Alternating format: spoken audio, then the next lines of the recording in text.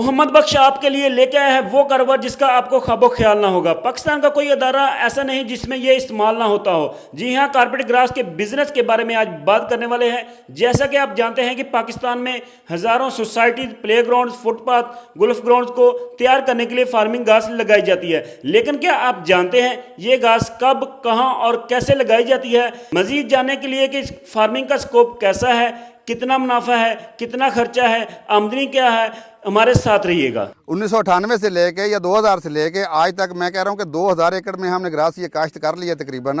अभी भी हमारे पास इतनी डिमांड है कि हम इससे ज़्यादा भी लगाएं तो भी हमारी ग्रास जो है ना बिकती रहेगी इंशाल्लाह। 1 एकड़ पे जो है ना खर्चे वगैरह सारे निकाल के ना, खाद और ये जितनी भी मेहनत मजदूरी आती है, ये सारा कुछ निकाल के तकरीबन जो है ना 2-2.5 लाख रुपया फी एकड़ हमें 1 साल में देता है जी। हमने जब ग्रास माशाल्लाह शुरू किया ना 1998 से, तो उस वक्त तकरीबन 5 एकड़ थी हमारे पास ज़मीन जिसमें हमने ग्रास लगाई थी। अब जो है माशाल्लाह से तकरीबन 2000 एकड़ के लगभग ग्रास जो है ना हमारी फैली हुई है जी। आउट ऑफ कंट्री कतर तक हमारी ग्रास गई है और वहाँ पे हमारे बंदे लगे हुए भी हैं, काम कर रहे हैं वहाँ पे। और सर क्या हाल चाल है? अल्हम्दुलिल्लाह जी प्यारे भाई। सर सबसे पहले अपना नाम बताइएगा। जी मेरा नाम शेख मोहम्मद सगीर है और मैं अजान चक गाँव से हूँ। सर ये किस चीज़ की फार्मिंग आप कर रहे हैं? जी हमारे पास ये ग्रास की फार्मिंग है, आपके सामने ही माशाल्लाह। और आपने देखा है कि पाकिस्तान में काफ़ी जगहों पे ग्रास आपने लगा देखा होगा ना, सोसाइटियों में, रोडों पे, और ये जो हमारे क्रिकेट ग्राउंड हैं, गोल्फ क्लब हैं, पार्कें हैं, हर जगह पे जहाँ पे भी ग्रास लगी आपने देखी होगी ना, वो यहाँ से गई है, हमारे यहाँ से। सही है। सर ये हमारे इलाके में तो जो ग्रास है वो ख़त्म की जाती है, आप ये फ्री में उगा लेते हैं या इस पे कोई खर्चा भी आता है? प्यारे भाई जो ग्रास आप ख़त्म करते हो ना, वो ग्रास हम भी यहाँ से ख़त्म करते हैं। वो क्योंकि हमारी देसी ग्रास है, वो तो हमारे लगाने के काम नहीं आती ना। ये कोरियन ग्रास है, आपने देखी कितनी फाइन है, कितनी बारीक और कितना घना इसका कारपेट है। तो ये ग्रास जो है ना पार्कों में, गार्डन में लगाने के काम आती है। इसमें से तमाम जड़ी बूटियाँ जितनी भी निकलती है ना हमारी ज़मीन की, वो सारी हम निकालते हैं जी। वो हमारा मतलब ज़ाहिर मजबूरी है हमारी, वो ना निकालेंगे तो हमारी ग्रास खालस नहीं होगी। सर ग्रास की कितनी इकसाम है? ग्रास की इकसाम दुनिया में तो बहुत हैं जी, हमारे पास जो चल रही हैं वो तकरीबन 4 इकसाम चल रही हैं। कौन कौन सी? अमेरिकन है, फाइन ढाका है, कोरियन ग्रास है, ऑस्ट्रेलियन ग्रास है। ये 4 इकसाम हमारे पास जो चल रही हैं वो हैं। ज़्यादा जो इन पे ज़्यादा जो चल रही हैं, सबसे नंबर 1 पे आती है कोरियन ग्रास, सबसे ज़्यादा ये चलती है। उसके बाद है फाइन ढाका ग्रास। ये 2 ग्रासें ज़्यादा चल रही हैं। ये ग्रास का काम आपने कितनी देर पहले से शुरू किया है? जी हमने ये 1998 से काम शुरू किया हुआ है जी। सही है। तो 1998 से लेकर अब तक कितने एकड़ से मरले से शुरू किया था और इस टाइम कितने हैं? जी हमारे पास जो है ना 1998 में तकरीबन 5 एकड़ में थी ये ग्रास। सही है। ठीक है जी। तो अब 2022 है, अल्हम्दुलिल्लाह हमारे पास अब जो है तकरीबन ये 2000 एकड़ के लगभग ग्रास। पर एकड़ के हिसाब से अगर खर्चे निकाल के टोटल ज़मीन के और जो बिजाई के हैं या मजदूरी के हैं वो निकाल के कितनी बचत आ जाती है? सर और इसमें ये सीज़न का सालाना काम होता है, छमाही का काम? जी ये है तो मतलब 12 महीने चलता रहता है। इसमें कोई ये नहीं, सिर्फ 2 महीने जो है ना सर्दी वाले, उनमें थोड़ा ब्रेक होता है, काम बिल्कुल बंद नहीं होता, थोड़ा कम होता है यानी। सही है जी। तो रेट जो है ना इसके वो होते हैं, गर्मियों में कम होता है, सर्दियों में रेट ज़्यादा होता है। इस वजह से जो है ना हमारा ये पूरा अगर हम कहें ना औसत इसकी निकाल के, तो तकरीबन ये 2-2.5 लाख रुपए फी एकड़ जो है ना वो हमें दे देता है जी। अब तक जो है ना माशाल्लाह हमने आर्मी के साथ जो जितना भी काम किया ना, मैं सिर्फ अपनी बात कर रहा हूँ, वैसे तो हमारे पास हज़ारों लोग हैं ऐसे जो काम करते हैं ना। मैंने गोल्फ ग्राउंड बनाए हैं खारियाँ कैंट में, मंगला कैंट में, गुजरांवाला कैंट में, लाहौर कैंट में। ढोडा गोल्फ क्लब है एक, उधर कोहाट के साथ है, उधर काम किया है। और स्वात में काम किया है, और स्वात में कैडेट कॉलेज हैं उनमें काम किया है, उधर भी ग्रास मैंने लगाई है। काफ़ी ज़्यादा ग्राउंड बनाए हैं इसके अलावा भी। और काफ़ी स्टेडियम जो है वो भी मैंने दोबारा से तैयार किया है। नेशनल स्टेडियम है कराची वाला, वो भी मैंने दोबारा तैयार किया है। इस तरह करके अब जो है ग्वादर तक हमने काम किया है। तुरबत में भी मैंने FC हेडक्वार्टर में काफ़ी ज़्यादा काम किया है।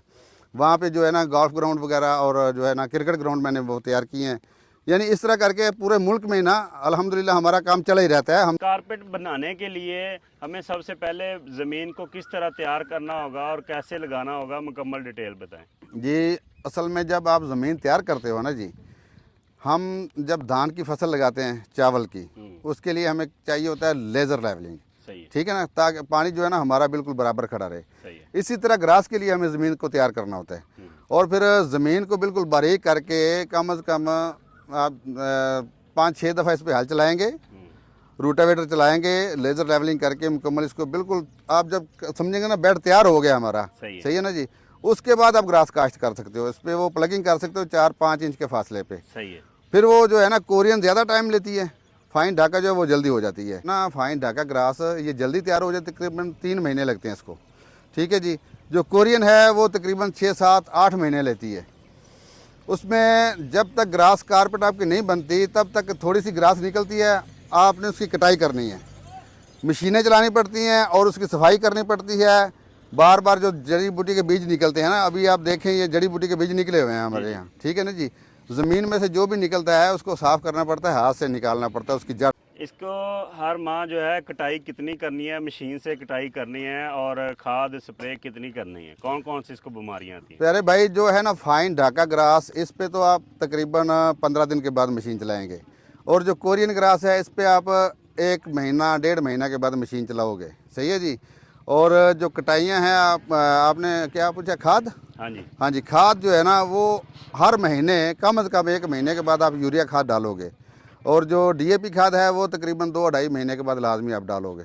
ये बिकेगा कैसे, किधर बिकेगा, कौन खरीदता है, कैसे बेचा जाएगा, और इसकी डिमांड कितनी है? सर आपके पास ना देखें जो लगाने वाले लोग हैं ना वो भी होंगे, ज़ाहिर नर्सरियाँ होंगी, वहाँ पे कॉन्ट्रैक्टर लोग भी होते हैं जो ठेके लेके काम करते हैं ना, वो भी होते हैं, हर जगह भी होते हैं ये, सही है। और जो डिमांड की बात है, हमारे पास माशाल्लाह से इतनी डिमांड है कि हम 2-3 दिन पहले ऑर्डर बुक करते हैं। हमारी लेबर जो है ना, हमने अपनी लेबर को 1 दिन पहले लाजमी बताना होता है। अगर हम मौके पे बताएंगे ना कि हमें इतनी ग्रास निकाल के दो, तो इनके पास पहले इतने ऑर्डर बुक होते हैं कि ये कहते हैं भाई ये सुबह निकलेगी इंशाल्लाह, कल निकलेगी, आज नहीं निकल सकती। यानी इतने ऑर्डर जो है ना हमारे पास निकलते रहते हैं माशाल्लाह। 100 से 150 गाड़ी तक जो है ना हम रोज़ाना यहाँ से लोड करके भेज सकते हैं। अगर कोई भाई आपसे घास ले जाके लगाता है, हाँ जी, तो वो कहता है कि हमारी घास भी बिकवा दें, तो वो भी बिकवा देंगे? जी बिल्कुल हम बिकवाएंगे, मगर ये है कि लेबर का यहाँ से लेके जाना ज़रा मुश्किल है। लेबर उनकी होगी, बस आपके कस्टमर होंगे। हाँ जी, हम लगाएंगे, बेचेंगे भी, हम देंगे।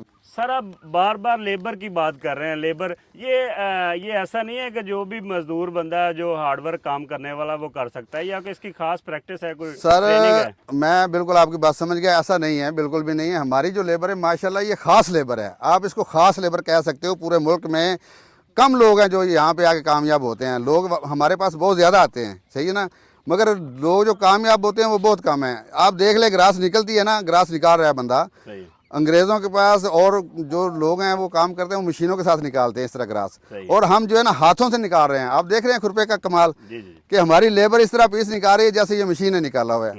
लोग बाद औक़ात हमसे पूछते हैं यार ये मशीन से आप कटाई करते हो? हम कहते हैं नहीं भाई, हमारे पास बंदे ऐसे एक्सपर्ट हैं। ज़बरदस्त। हाँ जी सर एंड पे हमारे देखने वालों को अगर बंदा को आपसे ऑर्डर करवाना चाहता है, फ़ोन नंबर बता दें। जी, मेरा नाम शेख मोहम्मद सगीर है और डिस्ट्रिक्ट हमारा गुजरांवाला है, तहसील वज़ीराबाद है। तो जो मेरा मोबाइल नंबर है वो है 030074788898, यानी 0300 पूरा 74 78 898। इसी नंबर पे मेरा व्हाट्सएप है और इसी नंबर पे आप मुझे कॉल कर सकते हो।